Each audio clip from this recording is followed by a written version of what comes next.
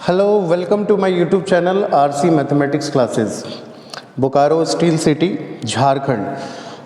आज हम लोग एक टॉपिक डिस्कस करने वाले हैं। अभी हम लोग बोर्ड्स में कितने इम्पॉर्टेंट क्वेश्चंस बोर्ड्स से रिलेटेड जो पूछे जाने की संभावना है, वैसे क्वेश्चंस हम लोग अभी कर रहे हैं और उसी को मैं कंटिन्यू करता हूँ। तो हम लोग मैट्रिसेस एंड डिटर्मिनेंट चैप्टर से कुछ क्वेश्चंस देखें जो 1 मार्क्स, 2 मार्क्स, 3 मार्क्स और 4 मार्क्स, इस टाइप के बहुत सारे क्वेश्चंस देखे हैं और शायद आप लोग उसको लर्न भी किए होंगे अच्छे से।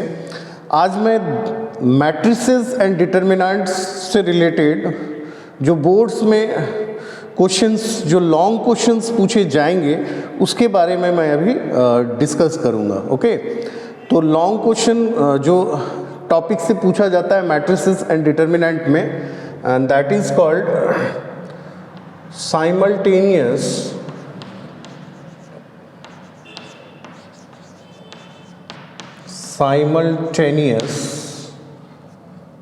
इक्वेशंस। ठीक है, simultaneous linear equations. Simultaneous linear equations में क्या होता है? तो सबसे पहले तो हम लोग यहाँ पर दो चीज़ पढ़ते हैं। एक होता है होमोजीनियस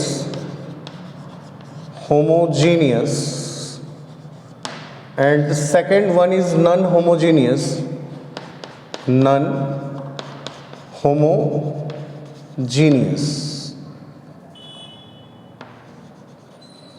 ठीक है, ये दोनों सिस्टम का नाम है। तो जैसे एक सिस्टम हम लोग ले रहे हैं, अभी जो हम लोग देखने वाले हैं, जैसे एक सिस्टम हम लोग ले रहे हैं, सिस्टम का मतलब हो गया कि सिस्टम का मतलब ये हो गया जैसे दो इक्वेशंस, जो दो लीनियर इक्वेशन को यदि एक साथ हम लोग लिखते हैं तो उसको हम लोग सिस्टम्स बोलते हैं। अभी हम लोग जो देखेंगे दो लीनियर इक्वेशंस को हम लोग नहीं, 3 लीनियर इक्वेशंस को देखेंगे और वो 3 इक्वेशंस को हम लोग यूजिंग मैट्रिक्स मेथड से कैसे सॉल्व करना है वो तो हम लोग ऑलरेडी देख चुके। बट अब जो है, अभी हम लोग मैट्रिक्स मेथड से कैसे हम लोग 3 इक्वेशंस जो रहेगा उसको हम लोग किस तरह से सॉल्व करेंगे वो अभी हम लोग देखने वाले हैं ना।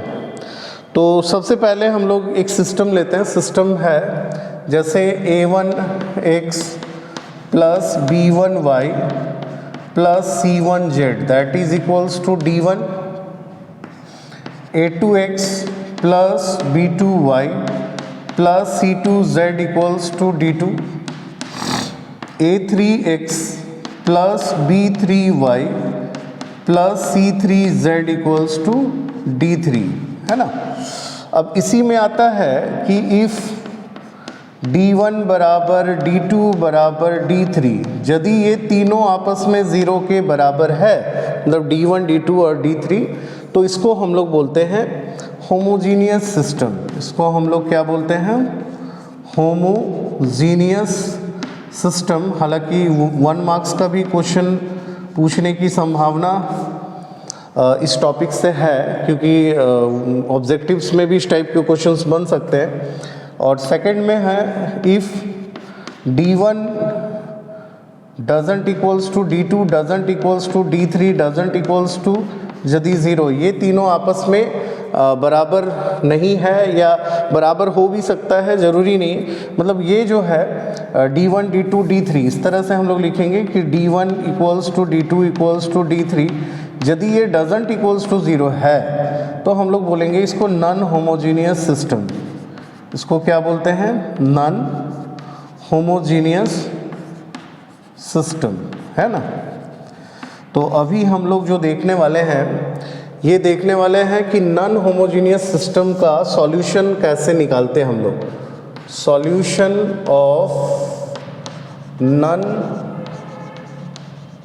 Homogeneous system,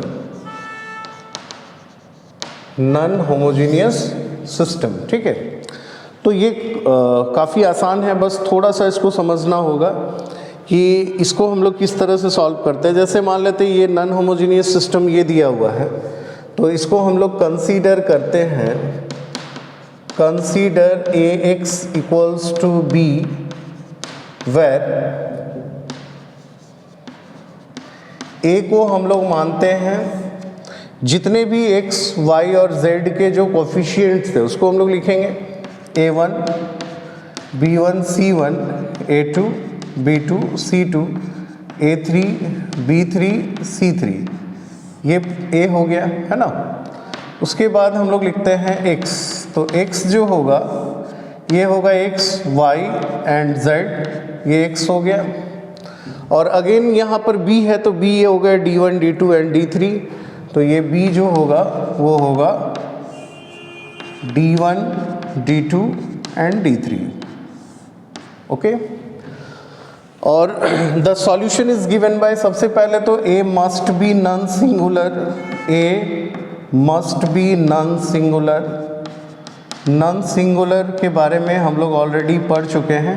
a must be non singular, that is, इसको हम लोग बोलते हैं कि इसका जो डिटर्मिनेंट वैल्यू होगा वो 0 के बराबर नहीं होना चाहिए, तो अभी इसका सॉल्यूशन होगा फर्स्ट में। सेकंड में the solution is given bye, solution is given bye, solution जो होगा वो हम लोग लिखते हैं ax इक्वल्स टू b। तो इसका जब सॉल्यूशन हम लोग निकालेंगे तो इसको a इन्वर्स से मल्टीप्लाई कर देते हैं। जैसे यहाँ पर a inverse, a into A inverse into x है, और ये b इंटू ए इन्वर्स है, ठीक है। तो यहाँ पर क्या होगा, a into A inverse i होता है, और i को यदि किसी भी मैट्रिक्स के साथ मल्टीप्लाई करते हैं तो वो मैट्रिक्स सेम हो जाता है, मतलब ये x ही होगा। और यहाँ पर हो गया a इन्वर्स इंटू b या b इन्वर्स इंटू a, बात बराबर है a इन्वर्स से हम लोग मल्टीप्लाई करते हैं। a इन्वर्स निकालने के बाद उसको b से मल्टीप्लाई, मतलब यहाँ पर b होगा, और a इन्वर्स b और b इन्वर्स a सेम नहीं होगा। कभी भी इस तरह से हम लोग लिखते हैं तो इसको इस वे में लिखना है कि जैसे थोड़ा सा यहाँ पर हम लोग मिस्टेक कर दिए है ना, और इसको हम लोग ठीक कर लेते हैं क्योंकि ये बहुत बड़ा मिस्टेक भी हो सकता है। इसको हम लोग इस तरह से नहीं लिखना चाहिए। जैसे ax इक्वल्स टू b है ना, तो हम लोग क्या करते हैं, a इन्वर्स से मल्टीप्लाई करेंगे, तो a इन्वर्स यहाँ लिखें, फिर a इंटू एक्स, मतलब ये जिस ऑर्डर पे है उसी ऑर्डर पे लिखना है। यहाँ पर क्या होगा, a इन्वर्स इंटू b, तो a इन्वर्स इंटू a करें या a को a इन्वर्स के साथ मल्टीप्लाई करें, वो हमेशा i के बराबर होता है, और i x के साथ मल्टीप्लाई करेंगे तो वो x ही होगा। तो x इक्वल्स टू होगा a inverse into b, x क्या होगा, a इन्वर्स इंटू b। और हम लोग जानते हैं कि a इन्वर्स जो होता है इसका फॉर्मूला होता है 1 by determinant value of a और फिर एडजॉइंट ऑफ a। इससे हम लोग a इन्वर्स निकाल लेंगे और उसको फिर b के साथ मल्टीप्लाई कर देंगे, तो इससे x, y और z हम लोग निकाल सकते हैं। तो ये हम लोग देख रहे हैं कि solution of non homogeneous system, ठीक है। बट एक चीज़ है कि कोई भी सिस्टम जो होता है, चाहे हम लोग दो इक्वेशंस जो क्लास 10th में हम लोग पढ़े थे, उसमें भी एक चीज़ देखे थे कि कंसिस्टेंसी, इनकंसिस्टेंसी, कोइंसिडेंट कैसे होता है। मतलब हम लोगों का एक होता है कि एक यूनिक सॉल्यूशन, एक होता है नो सॉल्यूशन, और एक होता है इनफाइनाइटली मेनी सॉल्यूशंस। तो उसको भी हम लोग देखेंगे यहाँ पर।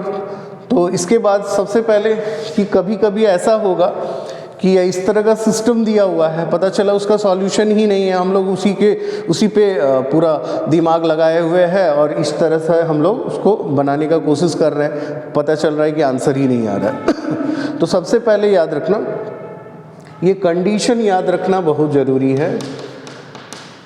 Condition for consistency,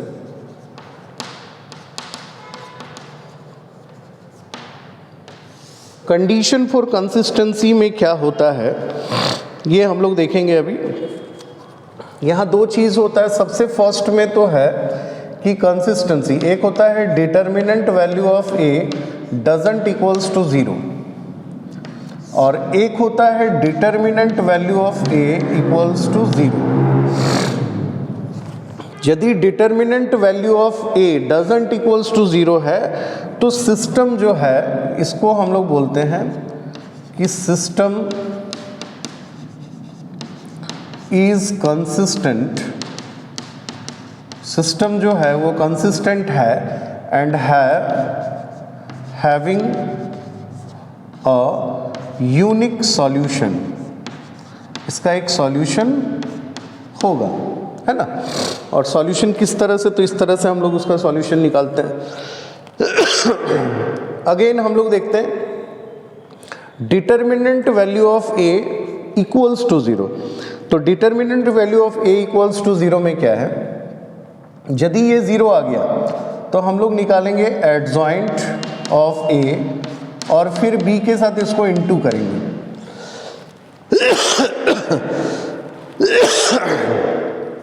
adjoint of a into B है ना। तो इसको हम लोग, यदि ये डजंट इक्वल्स टू, यहाँ पर दो कंडीशन आएगा। यदि ये डजंट इक्वल्स टू 0 है तो हम लोग डायरेक्ट लिखेंगे the system has no solution. System का कोई सॉल्यूशन नहीं है ना। तो इस पे थोड़ा फोकस करना हम लोगों को। ये यदि 0 के बराबर है और ये डजंट इक्वल्स टू 0 है तो बोलेंगे सिस्टम हैज़ नो सॉल्यूशन, ठीक है। अगेन यदि ये आ गया कि adjoint of A into B, यदि ये 0 के बराबर आ गया, ठीक है, तो एक स्टेटमेंट मैं लिख रहा हूँ, ये एनसीईआरटी का ये स्टेटमेंट है। हालांकि इसमें हम लोग बोलते हैं कि इसका इनफाइनाइटली मेनी सॉल्यूशंस, मतलब ये कंसिस्टेंसी कहा जाता है। लेकिन ये स्टेटमेंट जो है वो याद रखना होगा क्योंकि एनसीईआरटी का स्टेटमेंट है। बोला है कि सिस्टम में बी, ध्यान देना बहुत ही इंपॉर्टेंट चीज़ है, सिस्टम में be either consistent, system may be either consistent or inconsistent,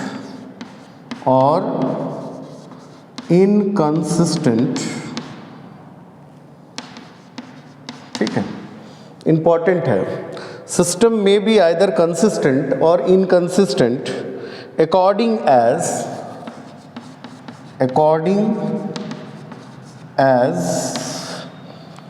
the system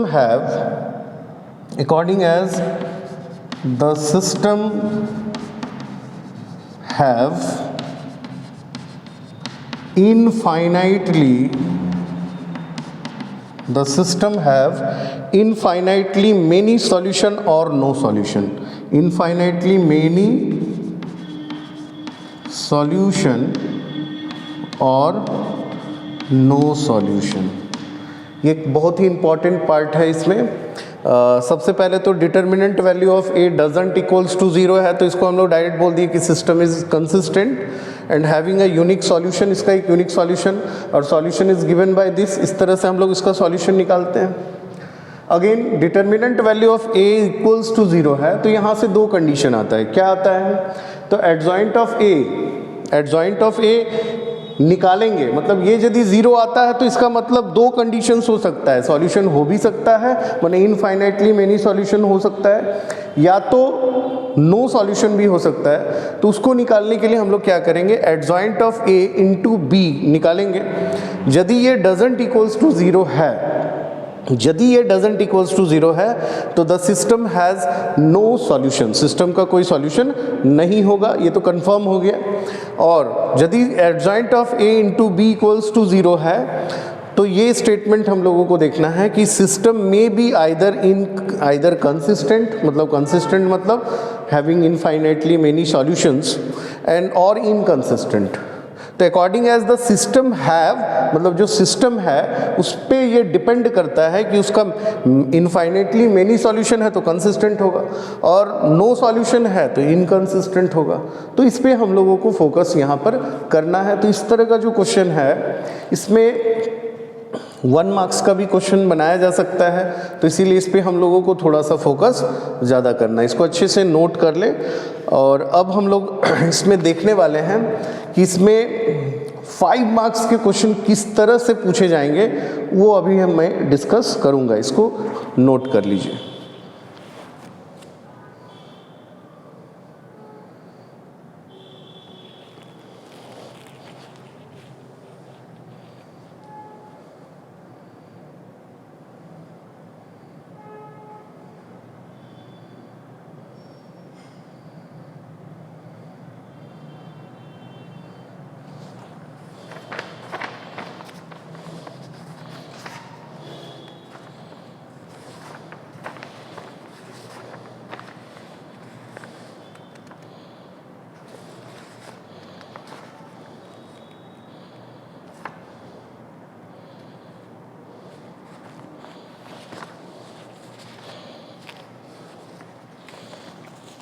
okay, अब हम लोग देखने वाले हैं कि इसमें 5 मार्क्स के क्वेश्चन किस तरह से पूछने की संभावना है, तो इस पर हम लोग थोड़ा सा फोकस करेंगे।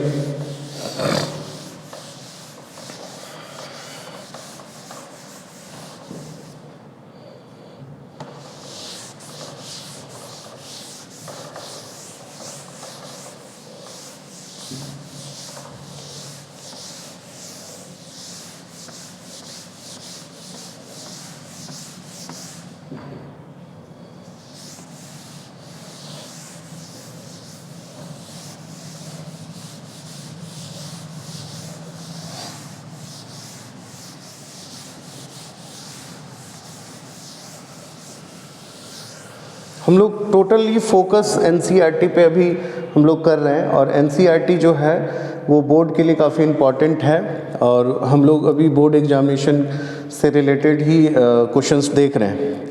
जैसे सबसे फर्स्ट में मैं एक प्रॉब्लम मैं ले रहा हूँ, और ये जो प्रॉब्लम है काफ़ी इम्पॉर्टेंट है, और इस तरह के क्वेश्चंस यदि आप लोगों का स्कूल का एग्जामिनेशंस वगैरह हुआ होगा तो उसमें इस टाइप के क्वेश्चंस आप लोग देखे होंगे, है ना। तो इस टाइप के क्वेश्चंस हमेशा पूछे जाते हैं, और बोर्ड में भी एक क्वेश्चन हमें रहेगा ही, है ना।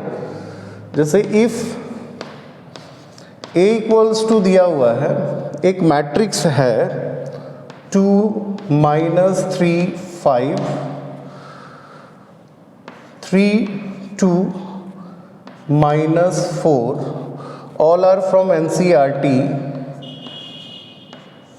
ये a दिया हुआ है ना, और इसमें बोला है, क्वेश्चन में निकालने बोला है कि find a inverse then solve the system, then solve the system, और सिस्टम एक दिया हुआ है 2x - 3y plus 5z equals to 1 11 3x plus 2y minus 4z equals to -5 x plus y minus 2z equals to -3। इस तरह का question board में हमेशा पूछा जाता है। हालांकि स्कूल में जो एग्जामिनेशन वगैरह हुआ होगा तो उसमें भी इस टाइप के क्वेश्चंस हम लोग देखे होंगे, और हमेशा इस तरह का क्वेश्चन एक बोर्ड में रहता ही है। तो इसको थोड़ा सा ध्यान से, और ये यदि हम लोग 100% थोड़ा सा खाली ध्यान देना है इसमें कि कैलकुलेशन पार्ट इसमें गड़बड़ नहीं होना चाहिए, क्योंकि यदि कैलकुलेशन पार्ट गड़बड़ हो गया तो फिर ये पूरा प्रॉब्लम जो है वो गड़बड़ हो जाएगा। तो हम लोगों को कोशिश यही करना है कि कैलकुलेशन पार्ट पे थोड़ा सा फोकस ज़्यादा करना है। ओके, तो सबसे पहले हम लोग क्या करते हैं, सबसे पहले तो हम लोग ये देखते हैं कि इसका जो a है, देखिए यहाँ 2 टाइप के क्वेश्चंस रहेंगे, इसके बाद हम वो भी टाइप बताएंगे। जैसे यहाँ पर a दिया हुआ है ना, और इसका जो कोफिशिएंट है उसका a सेम है ना। देखो 2 - 3 5 2 - 3 5 ओके, 3 2 - 4 3 2 - 4 1 1 - 2 1 1 - 2। तो यहाँ पर हम लोग फ्री है, फ्री इन द सेंस क्या है वो मैं बताऊँगा अभी, कि ये दोनों का यदि ए सेम है तो फिर हम लोग क्वेश्चन को आसानी से बना सकते हैं, और यदि ये दोनों का ए सेम नहीं है तो थोड़ा सा चेंज करना पड़ेगा, है ना, वो भी हम लोग देखेंगे। तो सबसे पहले हम लोग यहाँ पर देखते हैं कि डिटर्मिनेंट वैल्यू ऑफ ए क्या होगा। तो डिटर्मिनेंट वैल्यू निकालते हैं 2, जैसे एक्सपेंडिंग अलोंग दिस, तो ये 2 हो गया, -4 और फिर +4, -4 +4 अगेन -3, तो +3 हो जाएगा। इसको ढके ये -6 और फिर ये होगा -4, तो ये +4 हो जाएगा। फिर यहाँ पर 5 है, 5 और ये हो जाएगा 3 - 2, 3 - 2, तो हो गया 2 × 0, ये कट हो गया, 3 × -2, 5 × 1, ये हो गया -6 + 5, तो कितना हो गया थोड़ा सा प्रॉब्लम है ना, कोई बात नहीं, अभी ठंड भी काफ़ी है इधर, तो थोड़ा सा खांसी का प्रॉब्लम मैक्सिमम लोगों को अभी हो रहा है। हम लोग मेडिसिन ले रहे हैं फिर भी प्रॉब्लम ये कंटिन्यू रह ही रहा है। मॉड्यूलस ऑफ ए का वैल्यू कितना आ गया, -a, है ना। तो ये इससे तो एक चीज़ समझ में आता है कि determinant value of A doesn't equals to 0। इसका वैल्यू डजंट इक्वल्स टू 0 मतलब ए इनवर्स एग्जिस्ट करेगा। ए इनवर्स क्या होगा, एग्जिस्ट करेगा, है ना। अब हम लोग सबसे पहले ये तो हो गया फर्स्ट, और इसके बाद हम लोग करते हैं क्या कि कंसीडर करते हैं, consider ax equals to b and solution is given by x बराबर a इनवर्स इंटू b। तो कंसीडर ax बराबर b यहाँ से हम लोग निकालते हैं। a क्या होगा, तो a हो जाएगा, जो a है यहाँ पर वही a होगा। इस a को लिखते हैं यहाँ पर, क्या है 2 - 3 5, फिर है 3 2 -4 1 1 -2, ओके, ये हो गया। और x क्या हो जाएगा, तो x हो जाएगा x y z, और इसमें b जो होगा वो क्या होगा, तो b होगा 11 - 5 -3। एकदम इसमें कैलकुलेशन पार्ट जो है ना उस पे हम लोगों को फोकस करना है, क्योंकि कैलकुलेशन मिस्टेक नहीं होना चाहिए। एडजॉइंट ऑफ ए निकालते हैं सबसे पहले, एडजॉइंट ऑफ ए।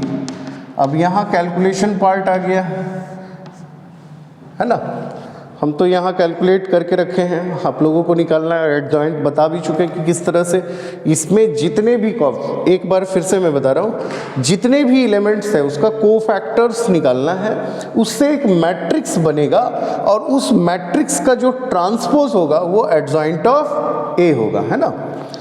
तो हम लोग यहाँ पर एडजॉइंट ऑफ ए निकाले तो 0 - 1 2 आया, फिर है 2 - 9 23, फिर है 1 - 5 13, ये एडजॉइंट ऑफ ए आ गया, ओके। अब हम लोग ये फॉर्मूला यूज़ करते हैं, x बराबर a इनवर्स इंटू बी, तो x equals to a inverse into B, तो एडजॉइंट निकल गया। डिटर्मिनेंट वैल्यू भी हम लोगों को मालूम है, तो यहाँ से a इनवर्स निकाल लेंगे, क्या होगा 1 / determinant value of a and adjoint of a, इस फॉर्मूला में पुट कर देंगे हम लोग।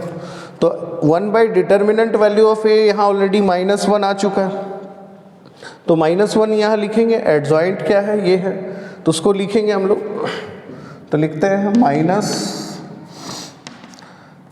मतलब नेगेटिव यहाँ दे देते हैं, और उसके बाद फिर एडजॉइंट लिखेंगे 0 - 1 2 2 -9 23 1 -5 13, और इसमें b लिखते हैं हम लोग। b क्या है, तो b है 11 - 5 - 3। तो जब इसको हम लोग सॉल्व करेंगे खाली यहाँ पर माइनस से मल्टीप्लाई कर देंगे, जैसे फर्स्ट रो फर्स्ट कॉलम, तो ये 0 हो गया, 11 ख़त्म, -1 -5 हो गया, 2 -6 तो -6 हो गया, तो 5 -6 -1, और इस नेगेटिव के कारण यहाँ पर क्या होगा, +1 आ जाएगा।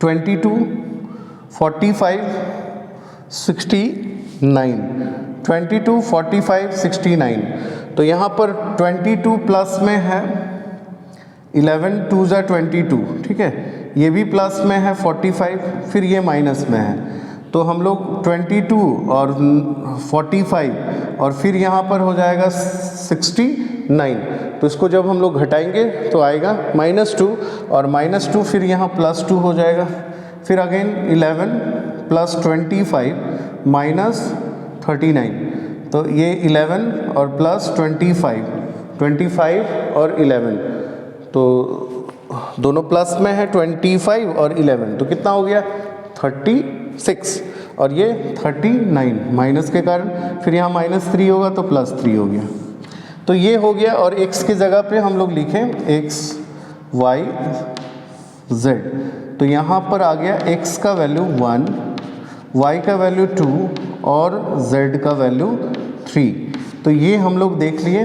इस तरह का प्रॉब्लम बोर्ड में हमेशा 5 मार्क्स का क्वेश्चन इस तरह से पूछेगा, भले ही थोड़ा सा डाटा चेंज कर देगा। और डाटा चेंज यहाँ पर एक चीज़ और फोकस करना कि जैसे हम अभी बोले कि यदि इसका a और इसका a सेम है तब तो कोई दिक्कत नहीं, डायरेक्ट हम लोग बना लिए। अब a सेम नहीं रहेगा तो क्या रहेगा, ऐसा थोड़े कि कोई दूसरा मैट्रिक्स दे देगा और बोलेगा using this that solve this system, ऐसा नहीं देगा, या तो a देगा या तो a ट्रांसपोज देगा, है ना। तो दोनों में कुछ ज़्यादा डिफरेंस नहीं है। यदि ये मैट्रिक्स इसका ट्रांसपोज ये है ना, तो हम लोग कंसीडर करेंगे सेम चीज़ कंसीडर करेंगे, खाली ax बराबर b जो है यहाँ लिखेंगे a transpose into x equals to b, सब चीज़ करेंगे। अब यहाँ पर क्या होगा, इसको लिख ही देते हैं।